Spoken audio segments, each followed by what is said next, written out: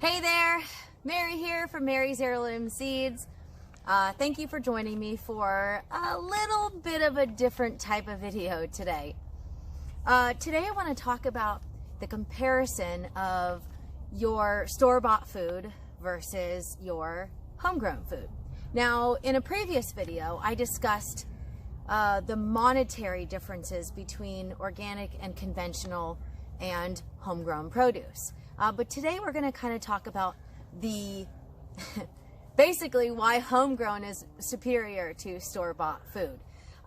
Now, first let's talk about commercial breeders. They often use newly developed varieties, mostly hybrids, and these are based on higher yields, faster maturing, the ability to withstand shipping.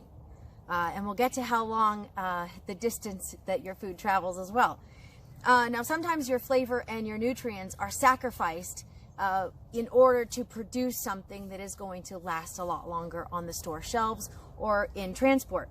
Now, research comparing nutrients by the USDA, they use data from 1950 to 1999, and they found significant drops in several nutrients in these store-bought foods. I will link below in the description section of this video. I did have to take some notes today because I want to make sure that I'm giving you accurate information. This is all backed up by trusted sources. So now, researchers attributed the decline to newly cultivated varieties, higher yields, faster growing, and they may not be processing the nutrients fast enough. So they're basically not uptaking enough nutrients like you would in a homegrown that takes a little longer for it to grow. Now, in your garden, you get to pick out your produce based on when it is ready. You can choose old-fashioned varieties that we call heirlooms. Now, typically those heirlooms, because they haven't been altered, typically you're going to have a better nutrient source from those heirloom varieties.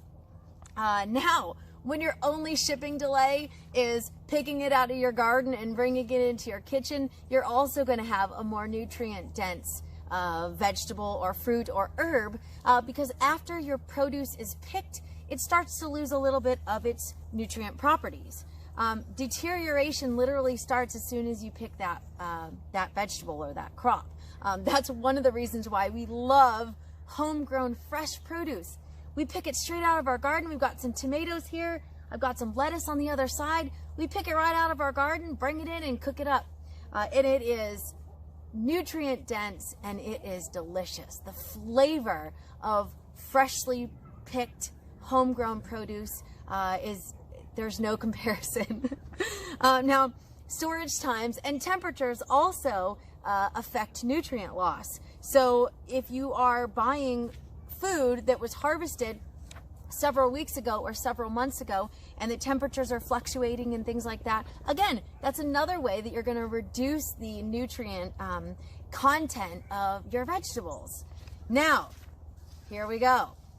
Produce from your local grocery store chain on average travels approximately 1,500 miles before it gets to your plate. So in most cases, again, the longer it travels, the more nutrients you're potentially losing.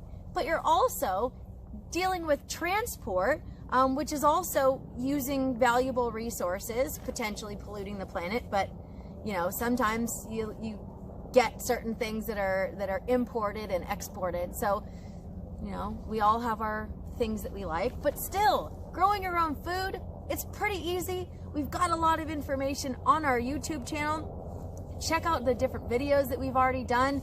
Like and subscribe, share our videos. There's a lot of information about growing your own food in our videos to help you grow the healthiest produce. Looks like we got a rescue operation over there in the woods, in the hills. Anyway, sorry. So let's talk about apples.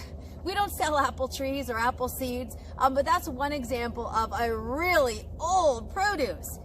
Store-bought apples can be up to 11 months old when you buy them. And if this is new to you, please do your own research and check it out. Don't just take my word for it. The reason these apples can be stored and purchased 11 months later is usually because they are coated or sprayed with chemicals. Now, this is a quote from Alex. He was the vice president of communications for the Environmental Working Group. He says, unlike most produce, insecticides and fungicides are both applied to apples. Up to 16 different kinds of pesticides. The fungicide protects the apples from bad bacteria, and the pesticide protects apples from insects and other pests. So after that, then they're coated with a waxy substance, which is made of fatty acids and long-chain alcohols, and sometimes that wax also includes another chemical. So local farmers, if you already know this, it's old news to you, but there's an apple season. Just like buying tomatoes in the grocery store, if you live in Michigan and there's snow, those tomatoes were not grown locally, and they were probably shipped in a long period of time or a long distance before it got to you. So these apples have a season, and they can be picked in September, and they can be purchased as fresh the following August from consumers, or by consumers, I should say, from the grocery store. So that's definitely a reason to grow your own food or shop locally and find maybe a farmer or an orchard where you can actually pick them. That's a big reason why a lot of people buy in season. So right now it's fall. If you're watching this video fresh, it's November. So the stuff that we're growing in our garden, we're in zone 9, so we still have tomatoes. We have a few peppers, but they're not doing great because it's not that hot. We have, oh my gosh, we've got so much stuff. We've got parsnips, we've got carrots, we've got beets, we've got radish. What else we've got? We've got broccoli. We've got some herbs growing, so all of those are cooler weather crops. So those are going to be our more in season. I would not be planting corn right now unless I was in Florida, because corn is not a season crop here in November. So let's talk about tomatoes.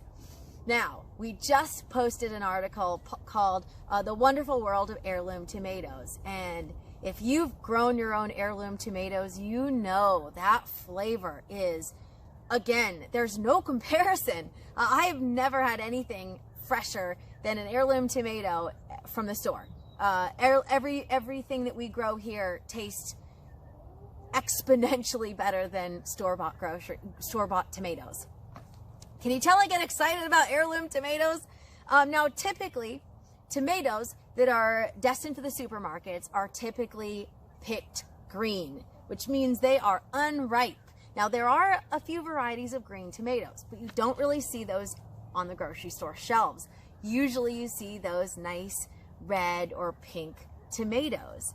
And if you compare a store-bought tomato to a homegrown tomato, the taste is usually bland in the store-bought, and the homegrown is just juicy and sweet and so flavorful.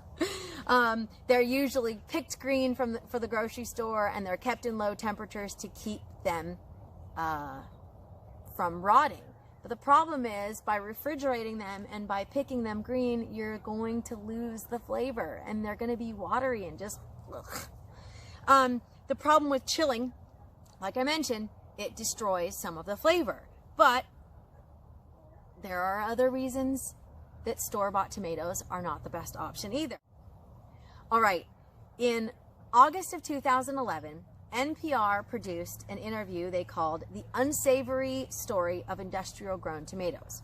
The author, Barry Estabrook, he authored the book Tomatoland, How Modern Industrial Agriculture Destroyed Our Most Alluring Fruit. Now, during his broadcast, he discussed his favorite fruit, and that was tomatoes. He said that it was an experience that obviously was one that would stick in your head. He was driving behind a truck full of what looked like green apples. Come to find out, they were unripe tomatoes, and they're bouncing around all over the place. He says one of those apples, was actually a tomato, bounced off the truck. And you know what he found out? They were unripe tomatoes at that point. Now, on the broadcast, he explained what happens to unripe tomatoes. He says after they're picked and they're green. They go to a warehouse where they are cleaned, waxed, and cartoned, so they look all fancy for the grocery store. And next, those bright green tomatoes are brought into a warehouse where processors emit ethylene gas to spray on them. And that allows them to ripen artificially. Now they were green tomatoes, and now they are red tomatoes. So those are kind of some of the ugly truths about store-bought versus homegrown. I saw a little funny meme going around, and it was like, homegrown tomatoes, the best way to waste 3 months and $300 to save $250 or something on the grocery store. First of all, if you're spending $300 and you're only getting a handful of tomatoes, chances are you're doing a lot wrong. And that's why at Mary's Heirloom Seeds, I try to help you grow the healthiest garden to get the best out of your garden.